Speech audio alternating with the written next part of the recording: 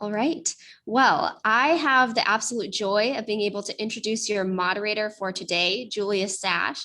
Julia is the immediate past president of the MacArthur Foundation, one of the nation's largest philanthropies. And before joining MacArthur, Julia worked for the city of Chicago as commissioner for the Department of Housing, and then as chief of staff to Mayor Richard M. Daley. She was also president and CEO of Shore Bank Chicago companies, which included South Shore Bank, which was the nation's very first community development bank. So I cannot think of a better moderator for today's discussion. And with that, I will turn it over to you, Julia, to introduce your panel and to begin our discussion. So thank you so much. And let me add my welcome to each and every one of you. You can see we have a terrific panel here, but let me just take a couple of moments to set the stage for the conversation.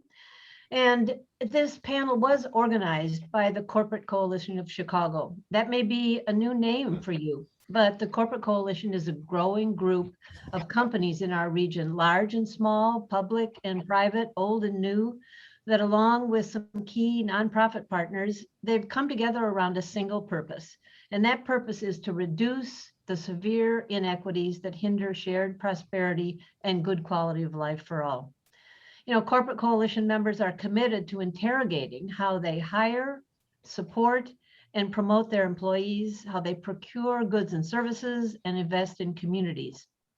Now, of course, we need to honor the important philanthropic work and what companies are doing to help the public and nonprofit sectors be successful. But the idea is to push further, to activate and leverage core business functions like talent acquisition, employee supports and advancement, supply chain opportunities, and site location and investments. The idea here is to change the prospects for often overlooked or left out people and places across the region. Of course, the pandemic and the murder of George Floyd and many others have heightened the urgency and the imperative of addressing systemic racism and economic exclusion, and the Corporate Coalition intends to be part of that. The coalition's focus is on initiatives with greater impact through collective action, more together than they can do alone. There are several initiatives underway. A number of members have come together around the Chicago Resiliency Network with the goal of trauma-informed and healing supports for their employees. We'll talk about another initiative today called the EPIC Fund, which is designed to address the fact that despite their assets and human capital, many communities grapple with deep, persistent inequities in financial and other resources, including, and we'll talk more about this today, the resources for catalytic real estate projects.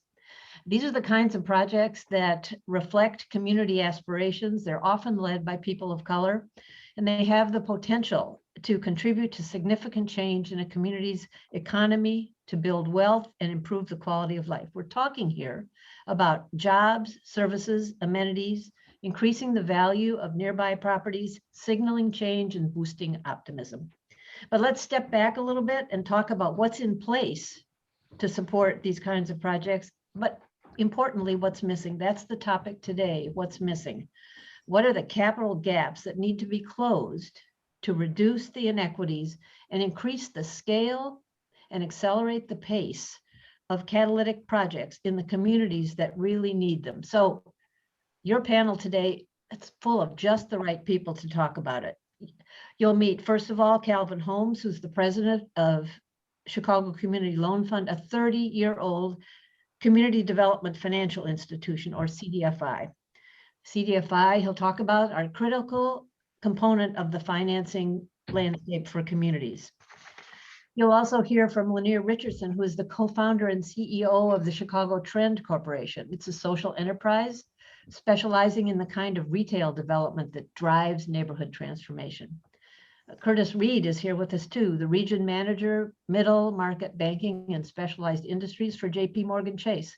This is an institution that has made significant commitments, including a $30 billion commitment to advance racial equity. And then Gloria Castillo, she's moving recently from her longtime role as CEO of Chicago United and its mission of multiracial leadership in business. She's now at the helm of We Rise Together for a Just and Equitable Recovery. This is an effort spearheaded by the Chicago Community Trust with the idea of uniting philanthropy, business, government, civil society, and communities around the common goal of emerging from this crisis as a city and a region that works for everybody. So let's start with Calvin. Calvin, it would be terrific if you could talk about CDFIs, community development financial institutions, how they've come to be such an essential part of the financing landscape, and what capital needs they fulfill and what ones they don't. Thank you, Calvin. Great. Thanks, Julia.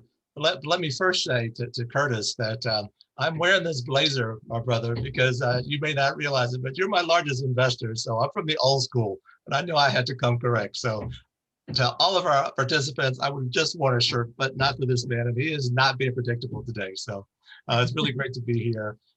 Julia, it's always great to co-present with you and my fellow panelists. And to all of our participants, we really do appreciate your vision and your commitment to making our region stronger. Julia knows that I could talk about CDFIs all day long, but I'll try to be brief. Historians have documented that CDFIs came to as a force, as a solution to lots of the racial injustices that were occurring in the 1960s, as a part of the civil rights movement. And we continue to support people, small businesses, projects, and places to meet their full potential. And we sort of pick up where the banks leave off. So I'm not going to beat up Curtis too badly because, as you heard, he's already an investor in CCLF. But there are some places where they can't tread, and we pick up the slack there. We are 1,300 strong now, and the CDFI stands for Community Development Financial Institutions, for those of you who are uninitiated. And we're managing over $220 billion in assets. We are building communities in all 50 states, the District of Columbia, Puerto Rico, and Guam. We're mission-focused banks and credit unions. We're loan funds like my organization, and we actually have a few that are venture capital funds. We're the last mile lenders who provide financing in low and middle income communities where banks leave off. And we're often first responders to low income peoples in times of crisis like now. So Julie, I think you also want me to talk about how we get and deploy our capital. So as you've heard, we get our funds from banks like JPMorgan Chase, and Curtis is not a plant, but they're a major player, a capital partner in the CDFI space. We also have government sources of capital, foundations like Julia's former employer, the MacArthur Foundation, and the Chicago Community Trust. And I understand that its leader, Dr. Helene Gale, is actually in another virtual room at the conference right now making a presentation. So it's great to be side by side with her. We also receive investments from religious organizations, individuals, and we now have a new crop of non-bank investors in the likes of Starbucks and Google. We lend to consumers who are buying homes and cars to get to work. We also lend to for-profit and nonprofit developers. Lyneir, I can never know which hat you're wearing, the social enterprise hat or the for-profit developer hat. But these organizations are building, preserving, housing, community facilities, office and retail, and a whole host of other building types, all to provide goods and services and create jobs in low and middle income communities. Now, Lyneir will attest that 10 to 20 years ago, not-for-profit and for-profit developers struggled just to get debt to finance their transactions, particularly if they were focused on Black and Brown communities. Today, with the proliferation of CDFIs like mine, with the intentional lending that banks like JPMorgan Chase are doing, particularly in Curtis's case, if it's senior debt, most of these developers can find the debt. That's accessible. They can get their hands on that. However, if they're looking for equity, that's really hard to come by. And this is the type of money that developers use to have skin in the game when they're pushing forward on a real estate development project. It's often the early stage funds. It's often the types of dollars that cover their soft costs, and it's truly hard to come by.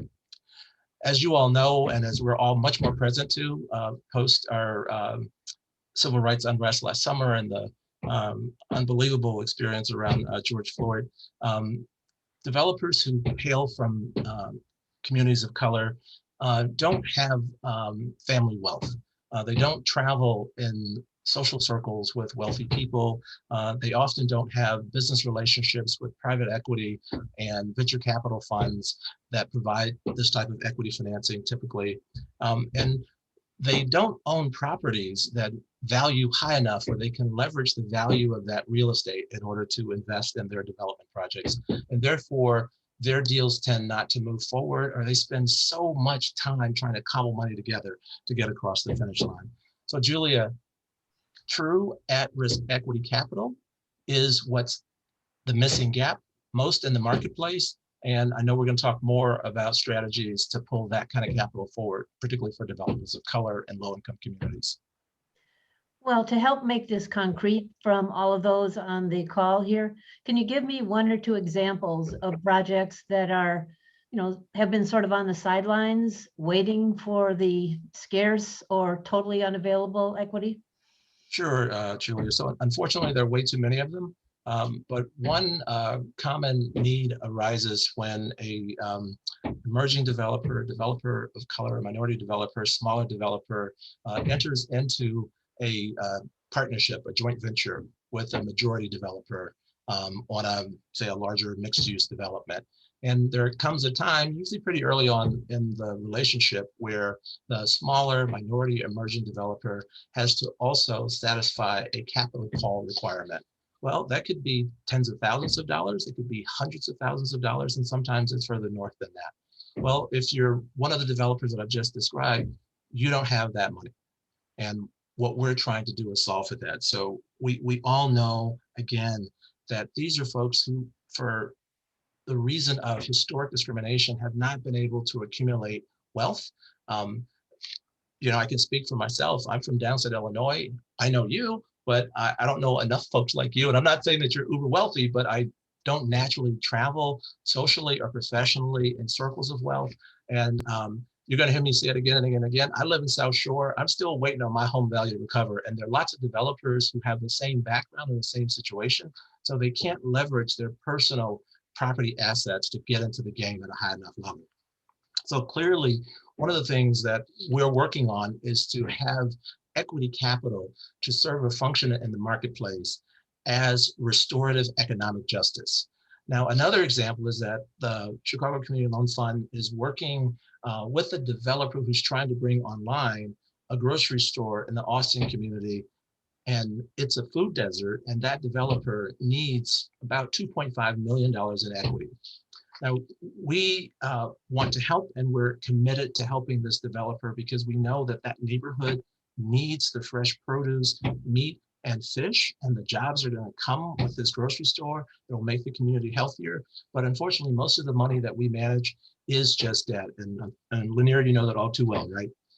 So we're rolling up our sleeves to help that customer find this equity, because that will allow them to move forward. So the capital call financing and the equity on a deal that pencils out marginally is where there are big equity gaps in the marketplace. I know we're going to talk more about that in a moment. Well, thank you, Calvin. Beyond the scope of today's conversation are other inequities in systems that affect this equity capital gap, such as, racist and discriminatory practices and perception in the appraisal industry. So there's so many interlocking pieces to this, but we're focusing today on something that Lyneir has been talking about for a very long time. And, whenever I see Lyneir's name, I think equity, or I think no equity. But anyway, Lyneir, you come to this conversation with a different perspective than Calvin has, but tell us about Chicago Trend and what keeps projects that you've seen through that lens on the sidelines, maybe an example or two as well. Yes.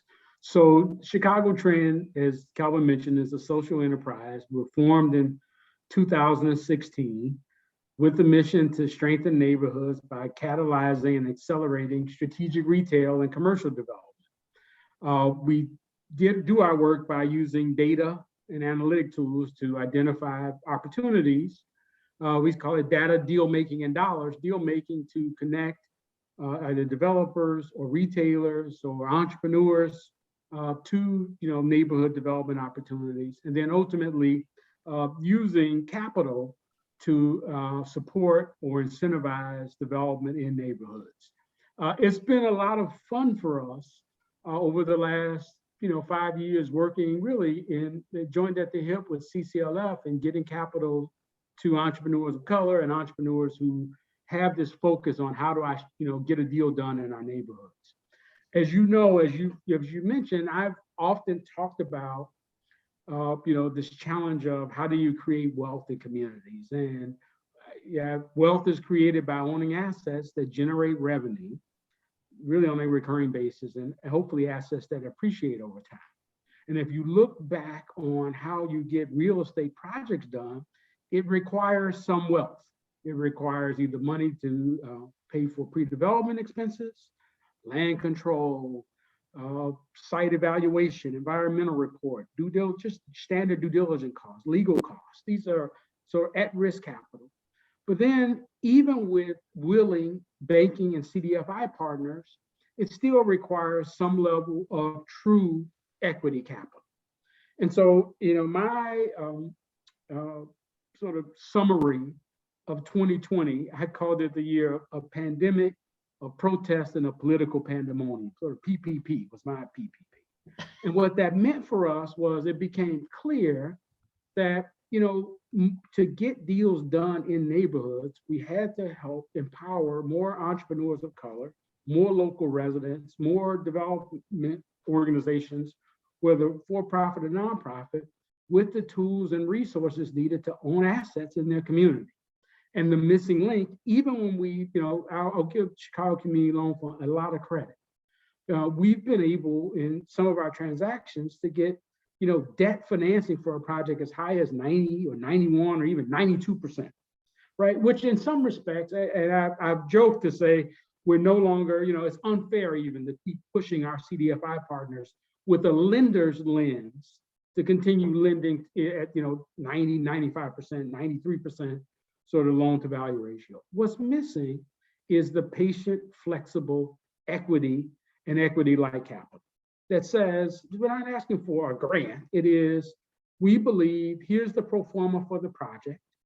Here's debt lined up. Here's what we are projecting as either net operating income and other development fees and other sources that will make up the sort of development lasagna, so to speak, of tax increment financing, CDFI, bank debt, city grants, philanthropic support.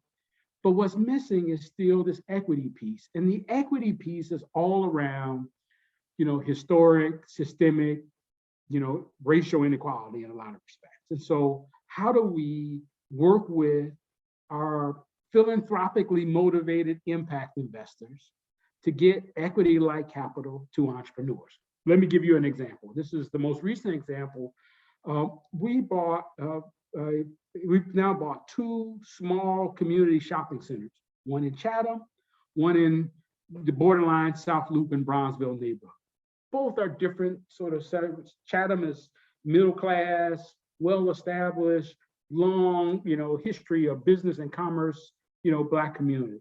South Loop, as many of you know, is the definition of rapidly appreciating, walking the line between gentrification and community development. We worked with, in both instances, a team of Black entrepreneurs to acquire. One is just a small 10,000 square foot shopping center with 4 tenants, service-oriented retail. The other is a mixed-use building that has 3 entrepreneurs of color as the commercial tenants, one a co-working and coffee shop, another a very popular sort of bar restaurant, and the other an Ethiopian restaurant that's been a local favorite. And there's 7 apartments above. In each instance, one purchase was about $2 million, the other was about $3 million. Typically, a transaction like that, if we were just doing it traditionally, would be financed with 60%, 70% of some type of debt and 30% of equity. I've made the arguments, and I made the arguments on behalf of the local, in both instances, African-American developers, that if we really want local community developers to own assets, it's reasonable to expect that they can cobble together 5%, maybe 10% of the equity required. But there's still this little tranche of the other 15, 20% that our CDFI partners are, stretched to provide as debt, but that clearly can be returned as the project ultimately gets developed.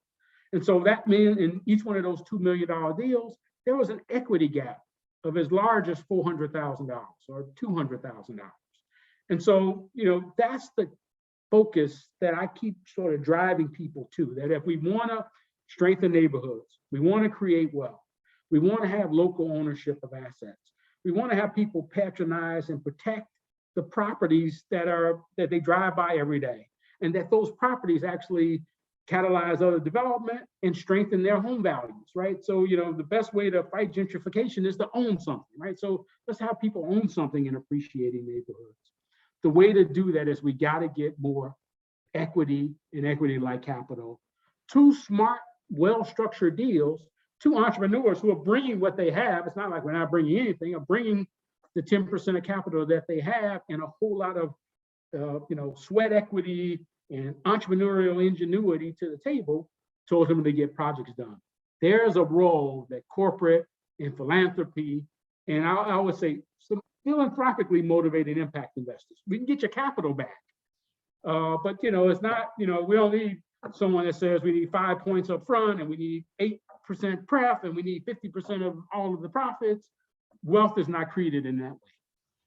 So it seems to me that both you and Calvin are saying that there's an enormous amount of pent-up possibilities in these neighborhoods.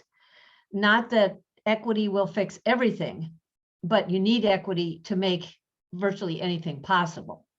So the fact is, though, that large financial institutions have a role to play here. And this is what Curtis is going to talk about. Can you give us a perspective from JPMorgan Chase on the gaps and some of the things that your institution is doing to try to solve some of them?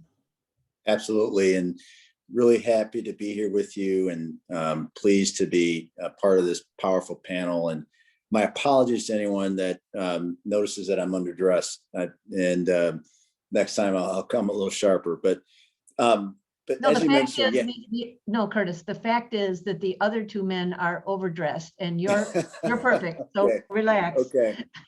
Okay. I'll take your word. Anyway, look, at JPMorgan Chase, at our core, we believe that companies, corporations play a significant role in helping uplift communities that they serve.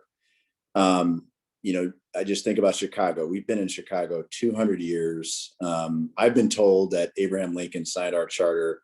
For those that remember First Chicago, that was really the lineage.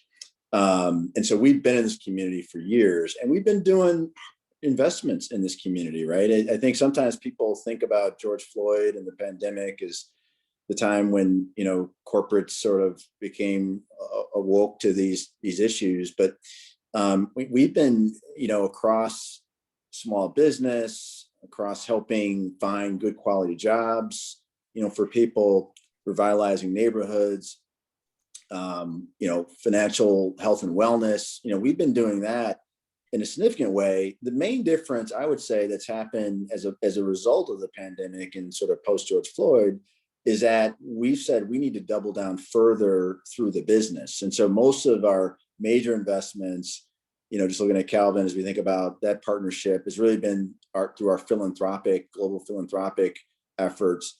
And our path forward, Julia, which you mentioned, the $30 billion investment, is really almost all of that is a business investment. And I'll walk through that and what I mean in a minute. But at its core, just going back to what Lyneir said, we believe that there is systemic challenges that have been in this country for a long time that Black and brown individuals simply face and need corporates, government, not-for-profits to really, step in and, create opportunity. And so here comes the path forward, $30 billion. So first and foremost, wealth creation. We all know, the disparities that have been created over the years. And so owning a home is significant for, Black, brown, Latinx individuals. And so one of the pillars of the path forward is how do we create opportunities to create more affordable housing and allow for people to buy homes and live in homes. So, we are committed. Oops. Sorry, had a phone call coming in. We are committed across the country, upwards of $12 billion in creating better access for mortgages and affordable housing for, primarily Black and brown individuals. In Chicago, I'm proud to say, and I see Gloria out there, but last summer I was able to stand up with the mayor as part of her announcement with what was called Together We Rise. I know it's now We Rise Together, where we were able to launch our commitment of $600 million to help upwards of 3,000 Black and brown individuals get into affordable housing in Chicago over the next 5 years. So that's one major pillar. Second is business. I think, again, wealth creation, helping Black and brown individuals get into businesses, own businesses. And so the second piece of that is how do we lean in further, help provide more capital for businesses, up to $2 billion as part of the path forward in additional loans for Black and brown individuals.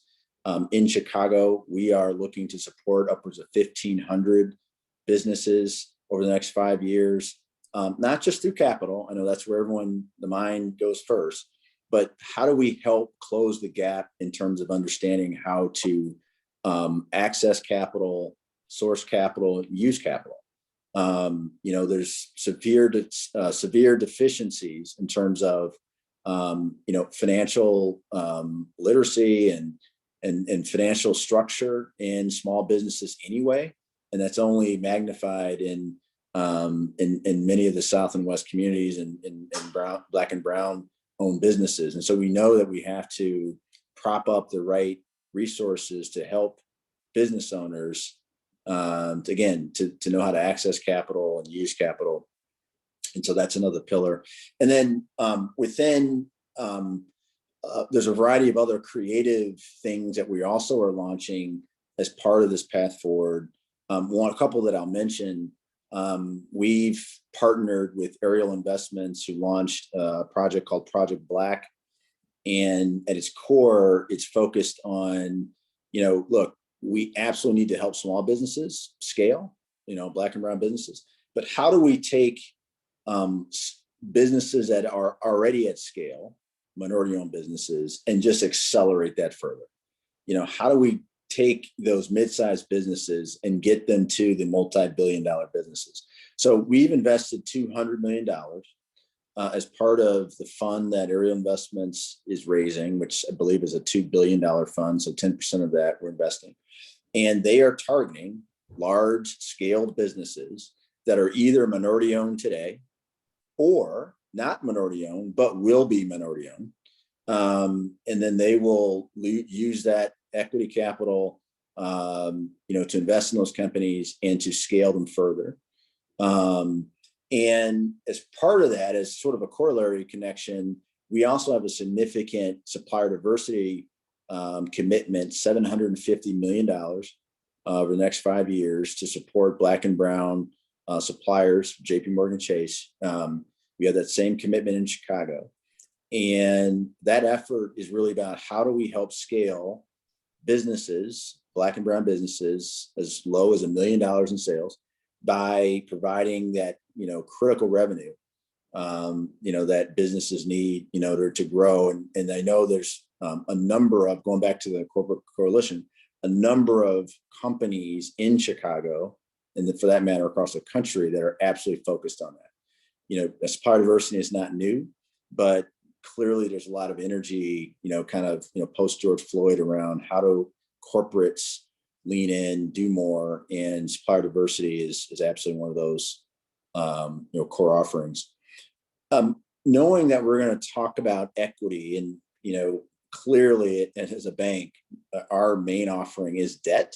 And as Calvin mentioned, one of the ways that we provide financing is not only regular way, through kind of the regulatory way, but to the extent that we are limited because we are a regulatory institution, we do provide capital and financing to CDFIs as a way to sort of supplement that, make sure that we're getting into the community deeper than where we can go.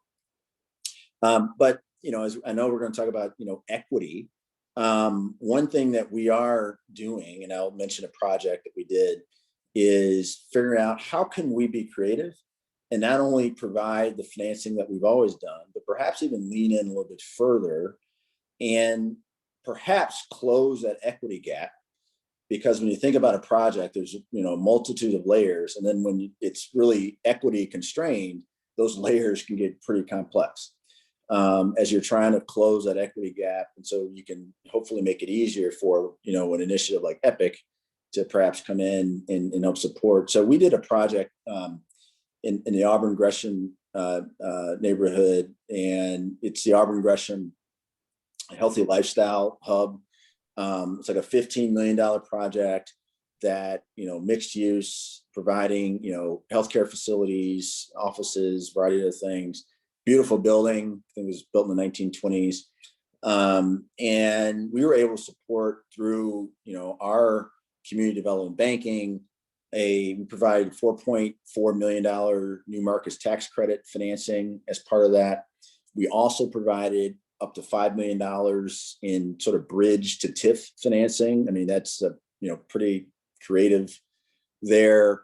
And then the rest of the layers were provided by the city of Chicago, $4 million, state of Illinois, $500,000, and then the Pritzker Foundation through one of the grant competitions, upwards of $4 million. So just, you can hear all the layers that I mentioned there to kind of get to the full project. But the point is, we are going to really try to lean in, particularly South and West sides, and how can we help projects development through all of our channels, whether that's through CDFIs, whether that's through some of our new markets tax credits, and working with partners to really be part of the solution, because we do agree that there's a massive gap as it pertains to that. What I really think is interesting is how both you and Lyneir are coming at equity. So you're coming at it from a different perspective. You're talking about, we need equity now to unleash projects that can get underway now. But what you're also pointing out is the importance to build the wealth over time, so there isn't the equity gap that is a consequence of marginalization or other systems that have kept people from having their own equity. So this is on a continuum of equity now and equity in the future. But so we keep talking about equity. Let's talk a little bit about the EPIC fund that I mentioned before. And so EPIC is, it's not actually just a word meaning huge. It's actually an acronym, and it is an acronym for Equity Products for Investing in Communities. And this fund will be housed at and managed by the Chicago Community Loan Fund. So Calvin, just a couple of minutes on the EPIC fund. Sure, Julie, would love to talk about it. We do want it to be huge, but I did want to just add a little bit more color to the two transactions that Lyneir just described, because there's some color to it that's so rich, right? So 3 of the partners that are brought to the deal are all African-American. All 3 of them have spent their careers in commercial real estate development. They're professionals in leasing, in property management, and facilities management, but they've never been owners. And so the idea that through Chicago Trend and us being a capital partner in that, we've got 3 new African-American professionals who are on their path to wealth creation is a phenomenal thing. So Lyneir, I just want to salute you for that. It's a fantastic concept. So to the other concept that we hope will allow Lyneir and his partners and others like them to scale up in the future. So the corporate coalition brought CCLF together with 2 other CDFIs, and I think at least one of them is in the room today, IFF and the Local Initiative Support Corporation, to form the EPIC Fund Collaborative to address this equity gap that we're talking about today. The coalition decided to pursue the EPIC Fund in partnership with CDFIs because we are an existing network. We know these communities. We know how to structure these deals so that they're successful. And we actually all play pretty well together in the sandbox, which is a great thing. The CDFIs in the collaborative manage a broad array of asset classes, including commercial real estate and mixed-use projects. And these are often the projects in communities that are the most catalytic and can drive change. And Julia might add, we all would do anything that you asked us to do. You know that. But there's actually an ulterior motive on our part, right? By setting up the EPIC Fund, it allows us to achieve our mission. We provide debt in these communities day in and day out, but we know that in order for our projects to be successful, we also need that equity piece. We have many deals sitting on the sidelines because they need to, as Lyneir said it so eloquently, they need that patient, flexible, risk-tolerant capital that debt just can't be. And we know that we'll be able to achieve our mission and help those communities thrive once we're able to have the EPIC Fund set up and extend the impact and work that we do. So right now, Curtis, you're in trouble. I heard what you said just a minute ago. So right now we're starting to capital raise, and we anticipate that a well-funded EPIC Fund would provide true at-risk, I'll say it again, at-risk, you hear that, Lyneir? At-risk, flexible capital to dozens of projects in Chicago, and it's truly a groundbreaking innovation. Dare we say EPIC? It would provide equity and equity-like capital for catalytic projects to developers like the ones that Lyneir described, folks who are community-driven, they're community-led, they're community-supported. The fund would focus on commercial, retail, industrial, and mixed-use projects that provide jobs and amenities and services and truly help to build wealth. So as I said earlier, I live in South Shore. It pains me that it's a neighborhood of 50 to 60,000 people, and I could count all the sit-down restaurants on one hand. The EPIC Fund is set up to reverse that. Deals would be sourced through the CDFI partners, and we would also get referrals from banks like JPMorgan Chase and many others, from the City of Chicago's Invest Southwest initiative, and from foundations like Julia's former employer and the Chicago Community Trust through their community desk. And the dollars would be deployed. Lyneir, you're going to like this. So you may be strong enough now where you don't need this, but some of your other colleagues would need it. But the EPIC Fund would be able to provide outright grants as well as recoverable grants. And then for folks who are stronger and more sophisticated, like Chicago Trend and your partners, there would be real equity investments that are friendlier and more manageable and have terms and features that are easier for you to satisfy over the long haul. And those investors would expect a return. And you could use it for first loss capital for a project. You could use it as a credit enhancement to a lender that needed additional support in a transaction. And believe it or not, we are designing the EPIC Fund so that we could make enterprise level investments in developers so that they could grow their operations. Now the fund will have a director who would be housed at CCLF and report to the collaborative and to the corporate coalition. And there would be an investment committee that the corporate coalition would operate to help make credit decisions. Well, I shouldn't say credit decisions, but investment decisions. And we would also set up an impact measurement system to track our outcomes, our leverage, and to make sure that we're creating the benefit that the community needs. Now, Julie, I think you know we're on a pretty aggressive timeline, so we hope to bring the EPIC Fund to Chicago this year so that it can play a meaningful role in post-pandemic economic recovery in our disadvantaged communities and our communities of color in the city. And we hope that it's going to be a model that can be replicated in cities across the country. So I think I heard Curtis saying something about JPMorgan Chase being the first to sign up to be an investor in the EPIC Fund. Did you hear that, Julia? Did you hear that, Lyneir? Well, actually, we're not letting him off the panel until he commits. But just one tiny thing, it's anticipated to be an initial $50 million fund, and we are looking for corporate investors of all types because of what it can do to actually advance a sustainable mechanism for new kinds of corporate investment in communities. But let me turn. Supportive economic justice, right, Julia? Okay, so, but I want to give time for Gloria here because the EPIC Fund doesn't exist in a vacuum. Actually, the boldest, most comprehensive effort underway to ensure a just and equitable region is We Rise Together. And so the corporate coalition is also establishing a formal partnership with We Rise Together. And Gloria, give us some details about it, including how the two efforts actually need each other. Yes, thank you. I'm thrilled to do so. And I have to say that this panel has been one of the most illuminating panels on this topic. You put together just the best experts, and so I'm happy to be here with you. We Rise Together for an Equitable and Just Recovery brings economic investments to communities that have been most impacted by COVID-19. And so, as Julia mentioned earlier, we're bringing together the resources of philanthropy, business, government, nonprofits, and community to really address how we work together so that we have an equitable recovery. What we know, and actually Calvin referred to this a little earlier, Black and Latinx communities never fully recovered from the Great Recession. In fact, the disparity actually widened coming out of that recession, where we've seen white households regain the value of their homes, but Black and Latinx households largely did not.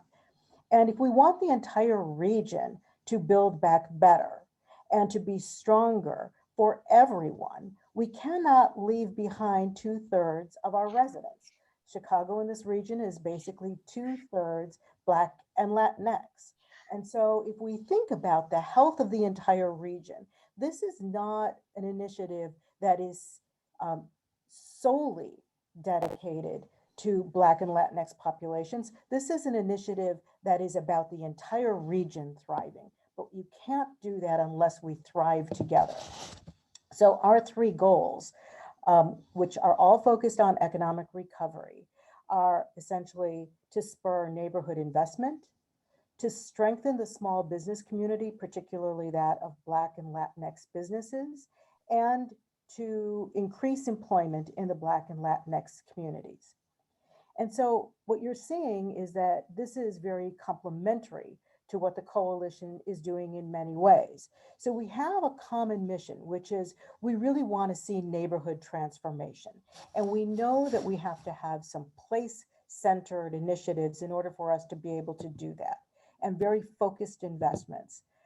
We collaborate on common topics. And so when we think about some of the small business challenges that have already been discussed, part of the initiative it needs to think about, we have these neighborhood centers that will be catalytic. And around those, we want to see a strong community of small businesses. And then expanding out from there, we want to ensure that we are expanding employment opportunities and that people are ready for those opportunities. And so you kind of see this as a very large perspective, neighborhood by neighborhood. The way that we can think about this is generally the gentlemen on this panel talk about capital stacking. I talk about resource stacking. So think first about the philanthropic investments that We Rise might bring to bear. We're looking to raise $250 million over the next 5 years.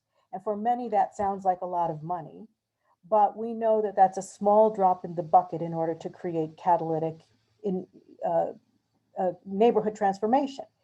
But if we stack those initial philanthropic dollars with the equity-like capital that we're talking about through the EPIC Fund, and then the business practices that we can bring to bear through our business partners, think about the public practices from the city and from the county that need to be in alignment with us, and then add to that community voice, knowing that community-led projects are those that will be most able to be long-term sustainable.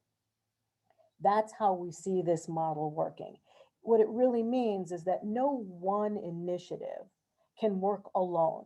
It is this common vision and our ability to bring our resources into alignment that will allow us to really activate on this very large and bold initiative. So part of what we're thinking is when we think about our investments from a philanthropic perspective, along with our other foundation partners, by having that as entered into this marketplace with the EPIC fund, we're really, really strengthening that capital base that can create the neighborhood catalytic investments. So we need the EPIC fund in order to invest in these projects. We know that part of what we need to do at We Rise is to help to increase the capacity of nonprofit developers. So that is on our radar. We know we need to help support some of the social programs that are part of these catalytic projects. So when you think about the investments, we can't just think about the built environment, but what goes into those buildings, whether it is a health center, whether it is a new green market. This is where the people aspect of this comes in, and that's why it's so important for us to be connected to community. And then there are many initiatives that are surround the physical catalytic developments, but in particular, the small business community that grows around neighborhood centers.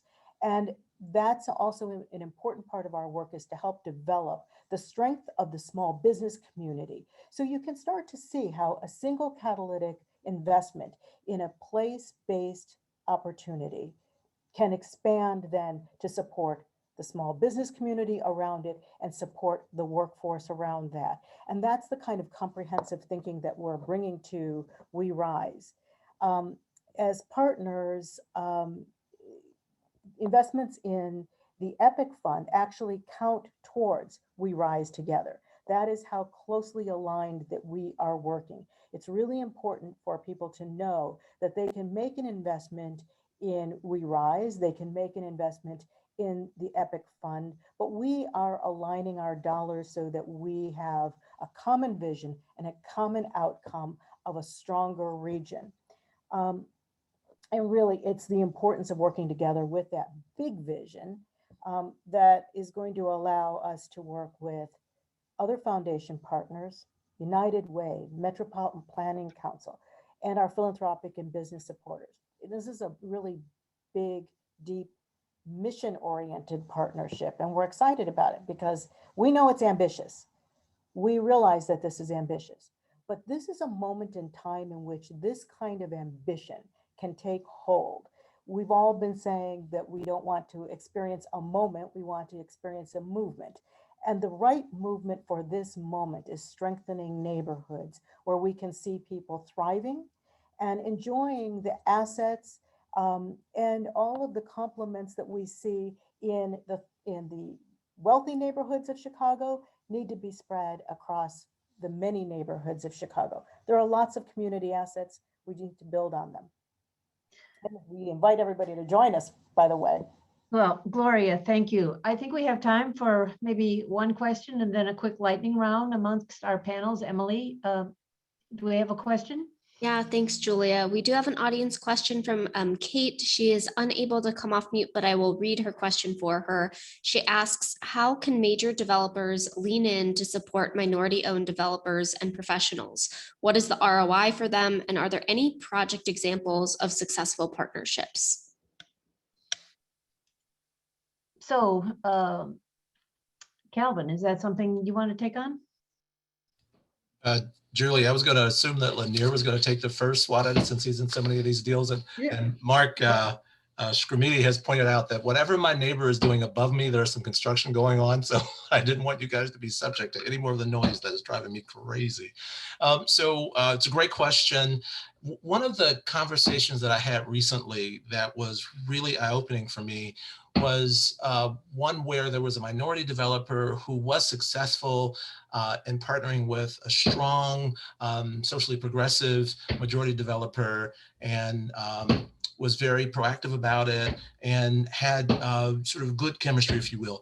But where the rubber hit the road was how the percentage interest in the partnership got hammered out. And what I hear from so many emerging developers or developers of color, minority developers, is that because they don't come to the table with deep pockets, they often get marginalized in the partnership agreements, which plays out in how much profit they get down the road, how much wealth they can create, and therefore how much they can take that capital and reinvest it back in the neighborhoods that they're so passionate about. We know that these emerging developers are committed to their communities and will recycle the profit that they get from development developments. So the point I'm trying to make is that large developers could be much more generous in those partnership agreements. They could allow the smaller player to have a greater percentage of the take home at the end of the day, so that those mission focused community developers will be able to continue to build assets in their neighborhoods for generations to come.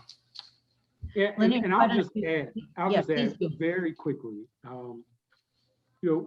This need for equity and, the promise of the EPIC fund, will allow developers of color to come to the table on equal footing, right? So it's how you think about sort of the difference between equity and debt. Debt sort of looks back. It says, show me your financial statement, show me your operating history, show me, network you already have. Equity sort of is forward thinking, right? One is, what have you done? The other is, I understand your track record and your commitment. Let me understand the project and the pro forma and whether or not it's believable and I can invest. And what typically happens is, you might have a minority developer and a, sort of a large, non-minority developer. But because one comes to the table with more capital, even though it's in the neighborhood, even though it's driven, even though the business opportunity has been identified by the local small African-American developer, even though that developer has the ability to help with entitlements, to navigate neighborhoods, to get support of the local elected official, alderman and or mayor's office and other commissioners, because you start out by saying the project requires $2 million of equity, what can you bring? Well, I'm bringing $200,000. In that instance, that sort of raw economic, the project requires another $800,000 of equity from you, it then ultimately gets pushed down. What we're hoping, and I'm starting to see this with established developers, Leon Walker's doing great deals at market with partnership. Zeb McLaurin is starting to grow and do at market, fully partnered with, a sort of a larger non-minority developer.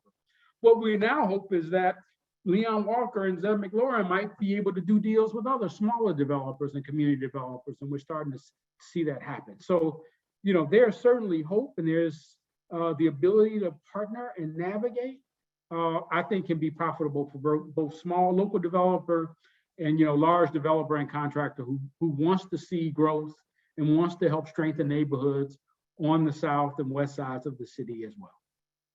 So this question of ROI is really interesting. I mean, I assume the question was, what is the specific ROI to an individual developer of partnering? But it seems to me that there's a larger question about the return on investment writ large, with the idea that a stronger, more prosperous marketplace, a city, a region, is actually a better place to do business. And so the idea is, where is the best place to do business for a developer or a construction contractor? And it's the place where there are not enormous disparities that are reflected in neighborhoods that are devastated or unable to support a good quality of life. It is in everybody's interest to have a common goal of a very prosperous region, because a very prosperous region supports businesses of all types and makes it a place where people want to live and investments want to be made. And so I think that there's a larger question of ROI as a common good.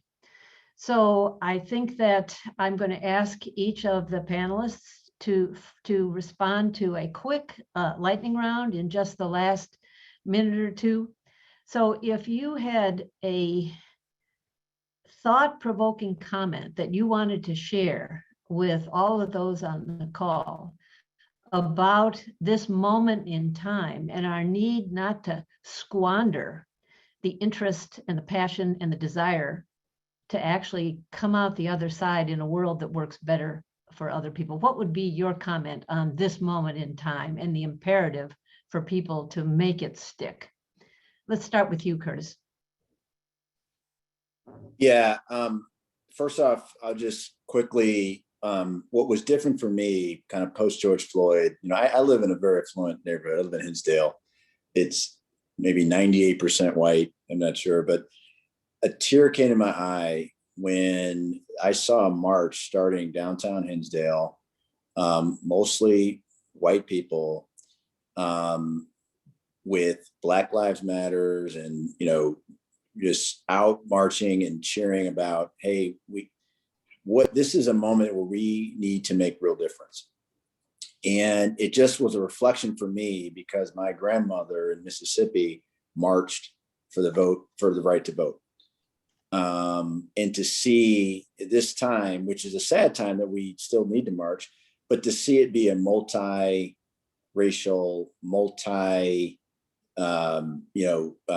social, economic sort of issue, it was like, man, this seems to be different. This seems to be a moment where we have to capture this and make sure that we leverage that energy and drive it further. And then to see corporates really also say, look, this is an opportunity for us to where we need to lean in and play a significant role, not just in, helping the bottom line, but in some ways helping to shape policy that is good for the community at large. So this moment just feels different to me. So I don't know. I think I'm working as hard as I can from the inside to make sure that we kind of keep that energy going.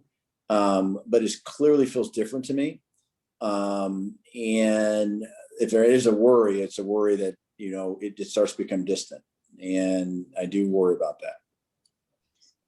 that. 30 seconds for you, Lyneir.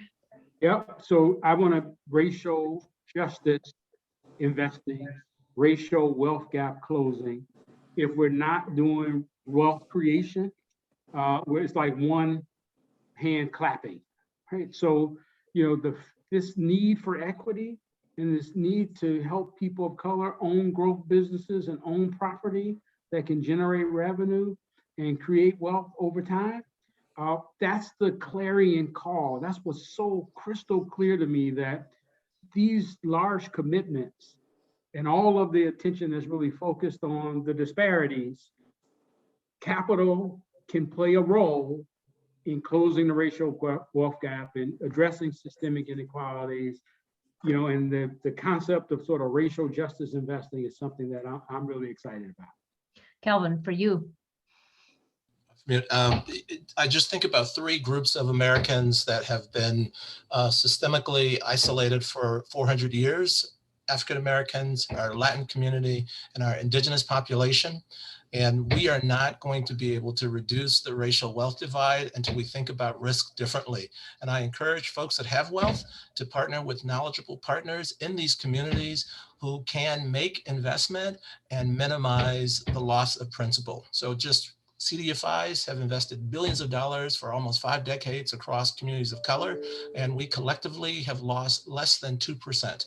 My organization does it day in and day out, 1.56% loss rate, including working with Lyneir. And we can do it. We just have to think about risk differently. But if we don't reverse the racial wealth gap, this country will not be able to compete with China and other great powers around the world. Gloria, 2 final words from you. Yeah, very quickly, I would say for those high net worth individuals who have been standing on the sidelines saying they want to do something, but they aren't sure what to do, we have a vehicle for them to take collective action. And collective action is what's going to work here. You see that you have great minds working on this. You have people of deep experience, deep knowledge. This can be done, but we have to do it together. It's time to step up and make the big bet. So thank you to such a terrific, thought-provoking, really committed panel. Thanks to everybody who joined us today. And Emily, back to you.